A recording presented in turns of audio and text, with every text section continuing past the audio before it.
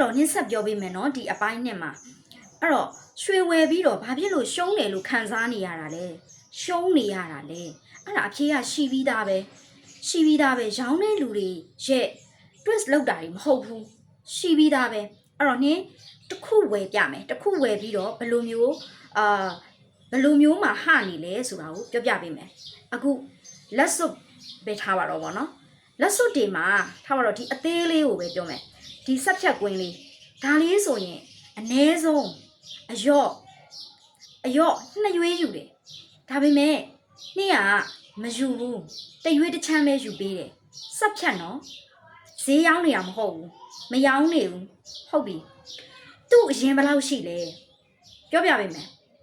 သူ့ရဲ့ရွှေတင်က9ရွေးနဲ့1 point ရှိတယ်9ရွေးကျော်တယ်နော်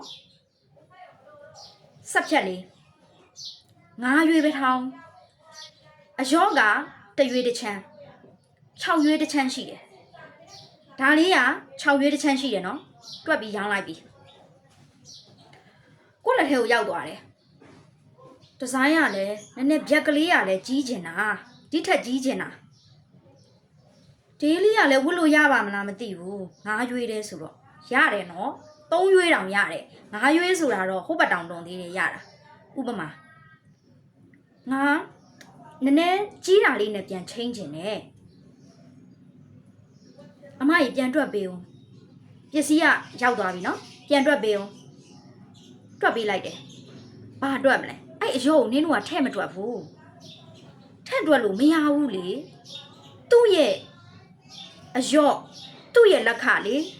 သူ့တိုင်းလေးပဲပေါ့နင်းတို့ထဲ့တွက်လို့မရဘူးရွှေချင်းအရှိလေးကိုနင်းတို့ကပေါက်ဈေးလေးနဲ့တွက်လိုက်တဲ့အခါကျတော့အဲ့ဒီအယော့မပါတဲ့အတွက်ချက်ချင်းလဲသွင်းတဲ့အတွက်ဈေးလည်းမတက်နေတဲ့အတွက်သူပေးတဲ့တရွေးအယော့ဘူးပေါ့နော်တရွေးတစ်ချမ်းဖို့သူပြန်မရဘူးအဲ့တော့ရှုံးတယ်အော်ရောတရက်ပဲရှိသေးတယ်တစ်ပတ်ပဲရှိသေးတယ်တစ်လပဲရှိသေးတယ်ပြန်ရောင်းတာရှုံးတယ်အဲ့ဒါပဲအဓိကနင်းပြောချင်တာအဲ့ဒါပဲအဲ့တော့ရွှေဆိုတာမျိုးကအကြာကြီးငွေပူမဟုတ်တဲ့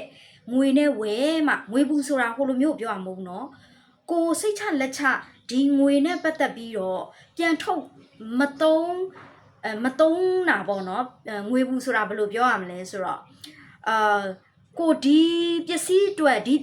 သုံးလိုက်တဲ့ငွေအတွက်မပူရတဲ့အခြေအနေမျိုးကိုပြောတာပေါ့နော်နှစ်ဆက်ပြောပေးမယ်နော်